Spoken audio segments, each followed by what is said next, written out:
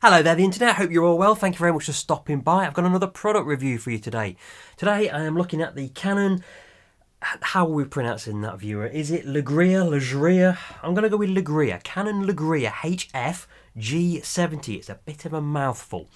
But I've been very fortunate to have been given this by Amazon to test. I've had it for about a month now, and I've been able to put it through the paces with the kind of things that I usually use video cameras for.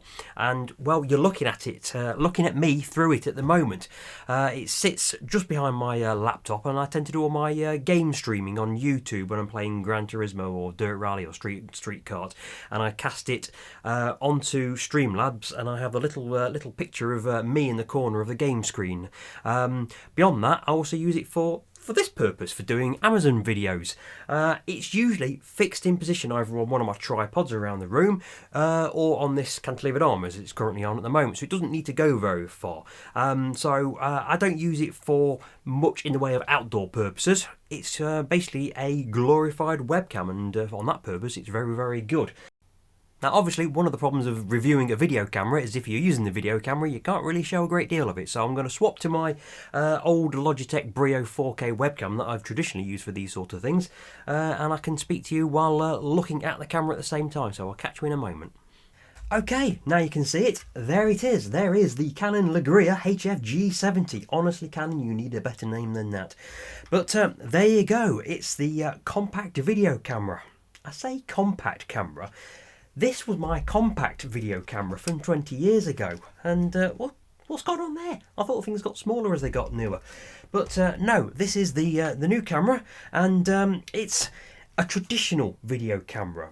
It's something you might be used to seeing your mum and dad having from the 80s and 90s. It's traditional in the sense that you put your hand through there, and it's a fixed lens, so you can't interchange it like you can with a DSLR or a mirrorless camera, and you pretty much control it one-handed like that. You don't really use your other hand on it, so everything it should be to hand here. Now I'll do you a quick tour around the camera. You get a traditional lens cap like that, or you get this hood mount.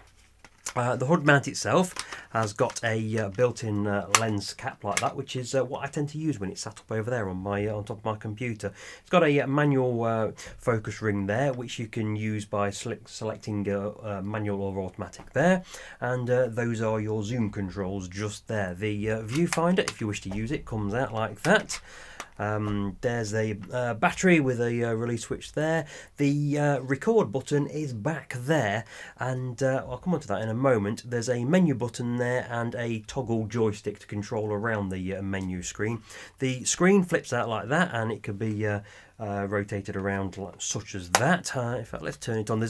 You turn it on with this switch here. You pull it backwards to go into playback mode, so you can see all your recordings and photographs, or you push it forward for turning the camera on.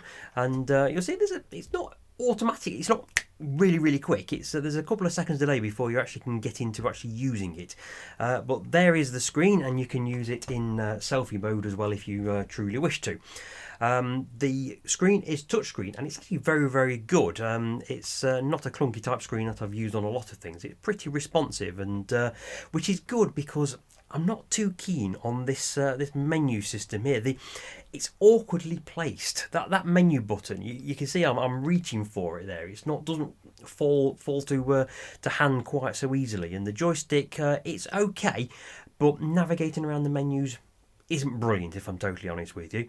You'll notice there's a number of buttons dotted around which have got numbers on them, which are personalisable. Within the menu system, you can choose a number of options for those buttons to control, which is great, and there's a lot of options, but the one that I really wanted isn't there. You see, when you're in selfie mode like that, as I am when I'm up on the tripod over there, you're recording from the front of the camera, and the button to record is on the back of the camera, and it's in an awkward position. It's kind of surrounded by lots of things. So you could ideally do with one of those two personalisable buttons being a record button, but they don't give the option to do that, which is annoying. It really is a shame, that is, because that's something I'm really missing, and I imagine there's a lot of people who'll be doing that. Now, for me, it's not a massive problem because I tend to use the software within Windows and Adobe to manually record what the camera's doing rather than using a physical button on here. I do it on the computer, so it's not an issue, but that's not the same for everyone. It's just a little bit awkward. Beyond that, the screen cover here also hides the memory card slot, which is also hidden by another little window there.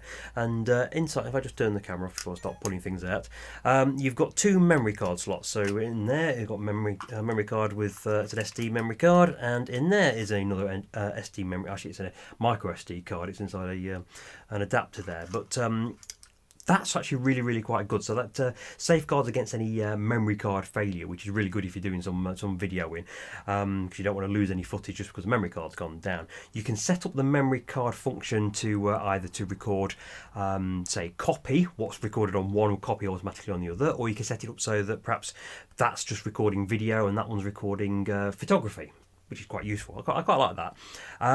Worth pointing out that while this camera is capable of recording in 4K, it's only recording 4K if your memory card is up to it.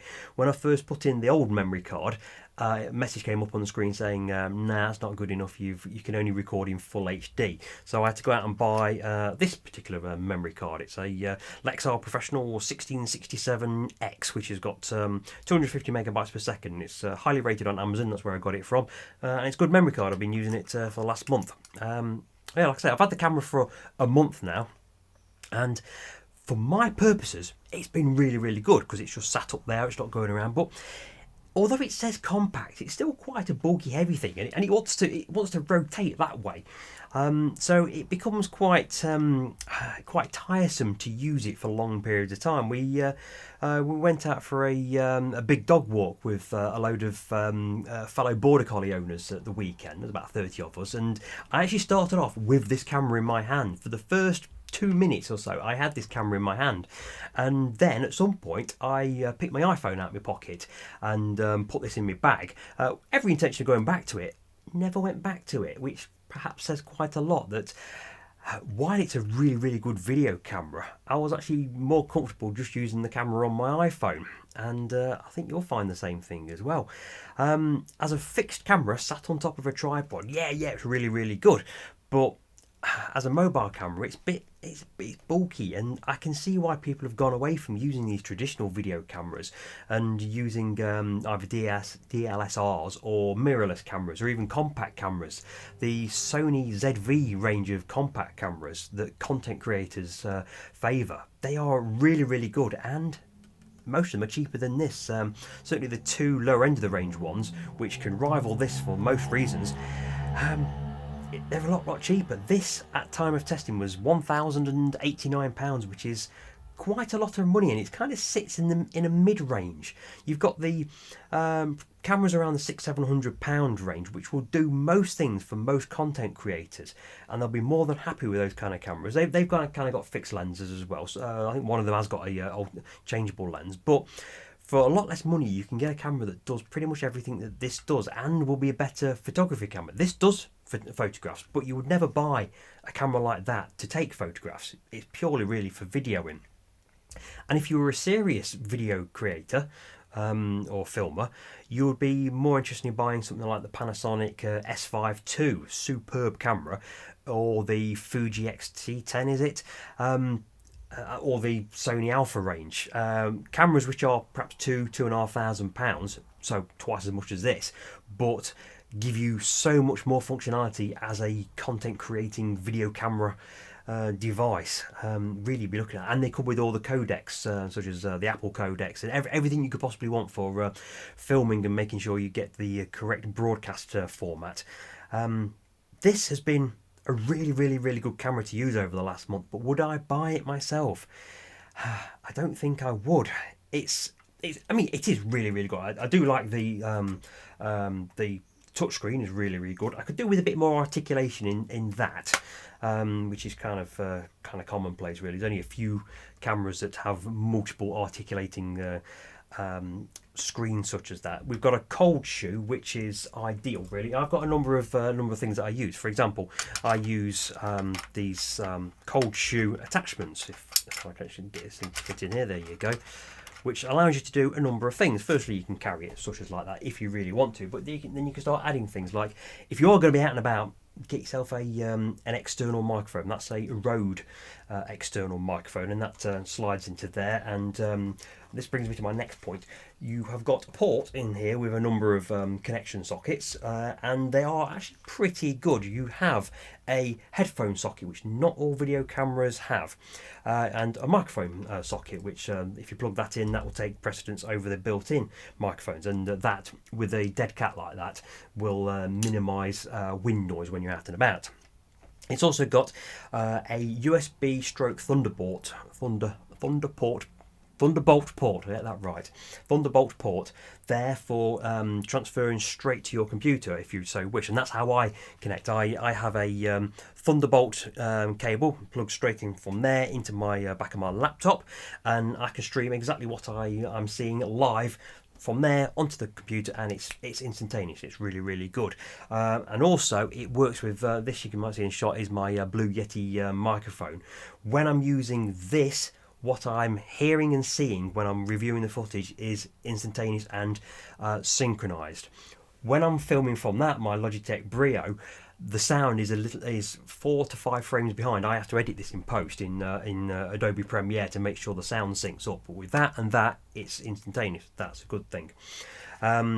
It's also got a micro or mini HDMI port, which it's nice. It's got a HDMI port, but it could really do with being a bigger HDMI port. I reckon with a bit of play around there, they could have put a full-size HDMI port in there, because most people have HDMI cables which would work from there and plug straight into your TV.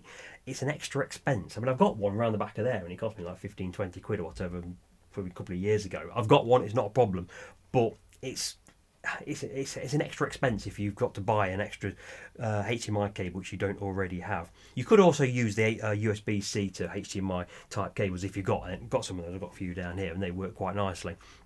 At the back of here, you've also got another USB stroke Thunderbolt type port there. That's for your power in. Now, the mains adapter that comes with it will plug straight into that USB-C shaped port, or you can use something like a USB hub, or as I use, I've got one down here actually. I've got a 100 watt power bank, USB power bank, and that's great. So if I'm ever going to be out and about, that can power that really quite nicely for many chargers. I mean, it's expensive, but that's a very good option should you so need it. So the camera for my purposes has been really good. It's not waterproof, which would be nice if it was. So if I was ever to take it out and about with the say on dog walks or at the beach and whatever, it would be protected. It doesn't have that, which is a shame. But generally, the build quality is pretty good. These are just like rubber ports that close up here. Your zoom is there. Turn on and off there.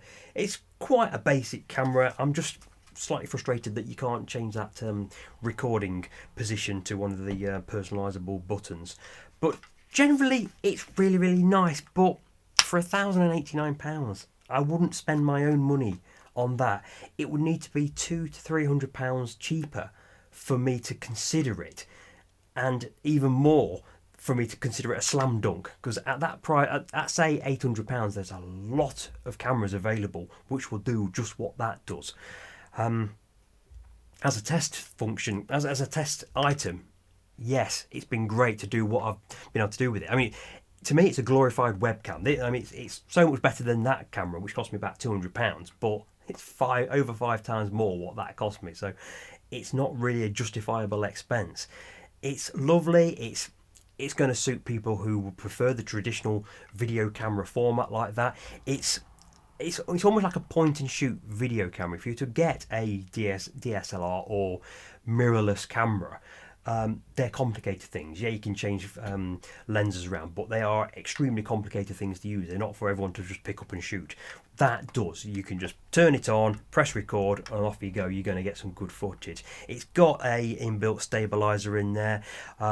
It records 4K with the correct video card, as I say, or at full HD, which is what your 1080p, at up to 50 frames per second. You can do 25 frames per second or 50 frames per second at full HD.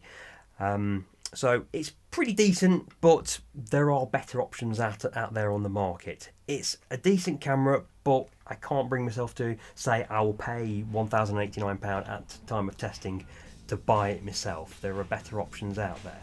Good camera, but not the best out there. Sorry, Canon. See you next time.